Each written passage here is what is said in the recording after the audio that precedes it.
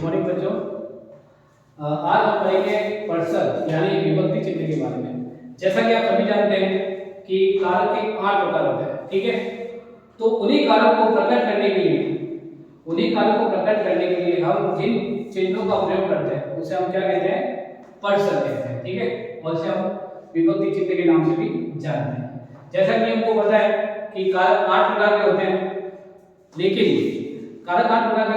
Person 8 प्रकार के नहीं होते हैं, ठीक है। तो चलिए हम अब एक के बारे में पढ़ेंगे। पहला हमारा है कर्ता कारक। चलिए कि कर्ता कारक, तो कर्ता कारक का पर्सन हम क्या लगाएंगे, ने, यानी इसकी विभक्ति चिन्ह क्या होगा, ने। और इसकी एक डेफिनेशन होगी जो होगी वाक्य में जिसकी क्रिया को करने वाले अर्थात कर्ता का बोध होता है। क्रिया को कौन करता है, कर्ता करता है, ठीक है। तो वाक्य में जिसकी क्रिया को करने वाली अर्थात कर्ता का बोध होता है उसे हम क्या कहते हैं, कर्ता कारक कहते हैं। अब देखिए जैसे उदाहरण बताते हैं हम आपको। उदाहरण, राम ने पुस्तक पढ़ी। अब देखिए यहाँ पर पुस्तक कौन पढ़ रहा है, जो क्रिया हो रही है पढ़ना यानी पढ़ी, अब उसका प्रभाव किस पे पड़ रहा है, राम पे पड़ रहा है। तो यहाँ कौन सी विभक्ति यूज करेंगे, राम, क्योंकि यहाँ पर क्रिया का प्रभाव किस पे पड़ रहा है, कर्ता पे पड़ रहा है। तो यहाँ पे विभक्ति लगाएंगे ने। तो राम ने पुस्तक पढ़ी। दूसरा हमारा है कर्म कारक। इसमें जो क्रिया होगी उसका प्रभाव पड़ेगा कर्म पे पड़ेगा, ना कि कर्ता पे पड़ेगा। तो इसका पर्सन होगा यानी विभक्ति चिन्ह इसकी होगी को। वाक्य में क्रिया का प्रभाव यानी वाक्य में जो क्रिया होगी उसका प्रभाव किस पे पड़ेगा, जिस शब्द या वस्तु या व्यक्ति पे पड़ रहा है। इसमें क्या होगा कि वाक्य में जो क्रिया होगी उसका प्रभाव पड़ेगा जो भी शब्द दिया हुआ है उस उदाहरण में या वस्तु पे या व्यक्ति पे पड़ेगा। जैसे हम उदाहरण देखते हैं, राम ने रावण को मारा, ठीक है। राम ने रावण को मारा, तो यहाँ पर क्रिया होगी है मारा, यानी राम वध कर रहे हैं किसका, रावण का। तो रावण को यहाँ पर हम कर्म के रूप में लेंगे।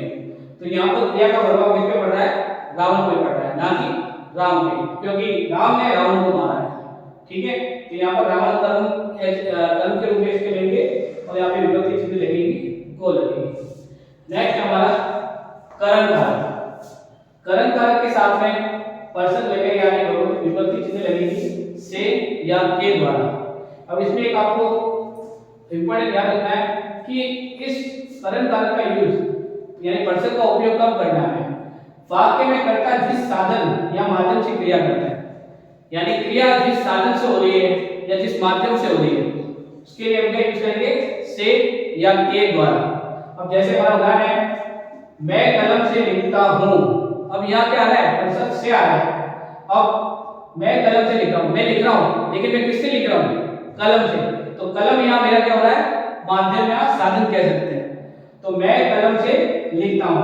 अब जैसे दूसरा उदाहरण है, बच्चे गाड़ियों से खेल रहे हैं। तो बच्चे यहाँ पे करता हुए, ठीक है, खेल रहे हैं, यहाँ पे क्रिया हुई। अब वो किस साधन से खेल रहे हैं, कौन सा माध्यम है उनके पास, गाड़ी से।